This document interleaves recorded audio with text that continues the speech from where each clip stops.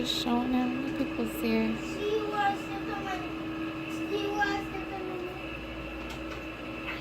So, imagine it's the 1850s and you're at a hospital.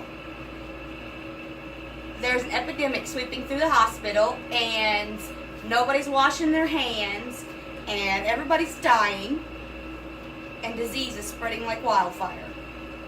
Now, it's present day. Have you been to the doctor or the hospital lately? Did the doctor wear gloves? Did he wash his hands? Well, we all have Florence Nightingale to thank for that and her influence in the nursing field. She's responsible for the hygiene and the hospitals being clean and giving you clean bed sheets. So now I'm going to tell you about Florence Nightingale's greatest achievements and the museum dedicated to her in London. First, I want to tell you about Miss Nightingale and the Crimean War. It was during this war that she talked 38 different nurses into going to Turkey with her to take care of all the sick and the wounded. So the government gave her a title, a job title, and it was the Superintendent of Nursing in the East.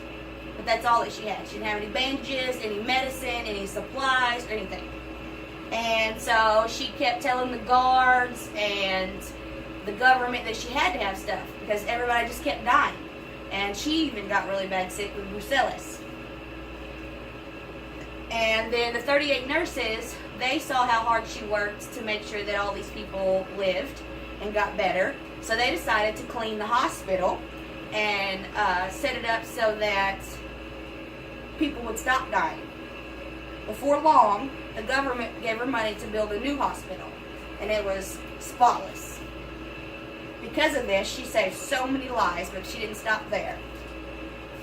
She kept watch over 20 hours a day over all of these soldiers, and she had a lamp that she carried around at night so that she didn't wake them up. And she went from room to room with this lamp, and that is how she got the name the Lady with the Lamp. This is also why when you graduate nursing school, they give you the little glass lamp with a candle in it. Because of her efforts, she reduced the deaths of these soldiers by 2/3. After the war, she went back home to England, and everybody was so in shock by what she did, they wanted to give her money. So everybody started giving her all of this money, and with that money, she didn't keep it. She built the Nightingale School for Nurses at the St. Thomas Hospital in London. And this is how she transformed the nursing school into a reputable career. So now, of course, I'm going to tell you about the Nightingale School for Nurses.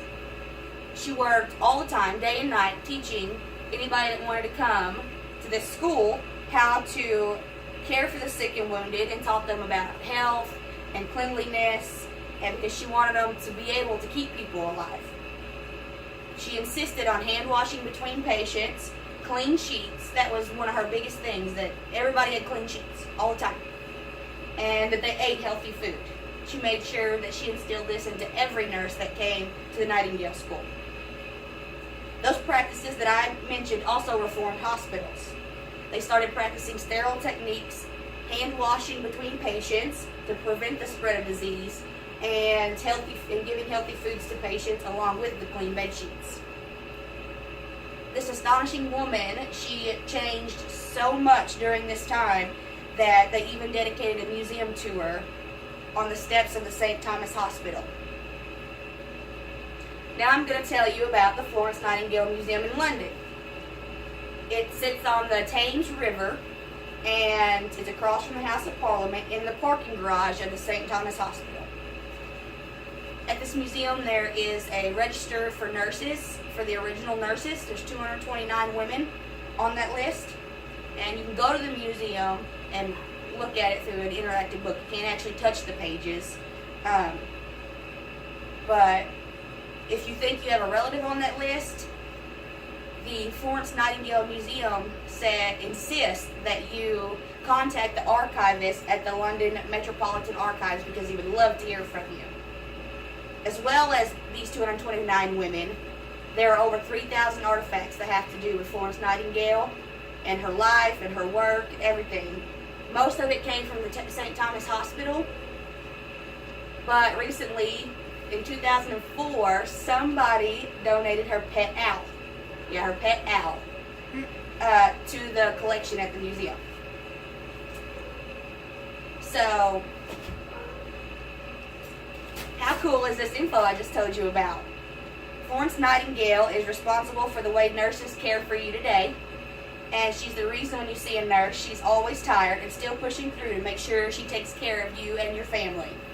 And she's also the reason you can go to a hospital and it's clean. She's also the reason doctors wear gloves instead of just giving you every disease that the person before you had. So I'm going to finish my speech with a quote from the Times magazine in 1855 that they wrote about Florence Nightingale. She's a ministering angel without any exaggeration in these hospitals, and as her slender figure glides quietly along each corridor, every poor fellow's face softens with gratitude at the sight of her. When all the medical officers have retired for the night, and silence and darkness have settled upon those miles of prostrate sick, she may be observed alone, with a little lamp in her hand, making her solitary rounds. Stop it.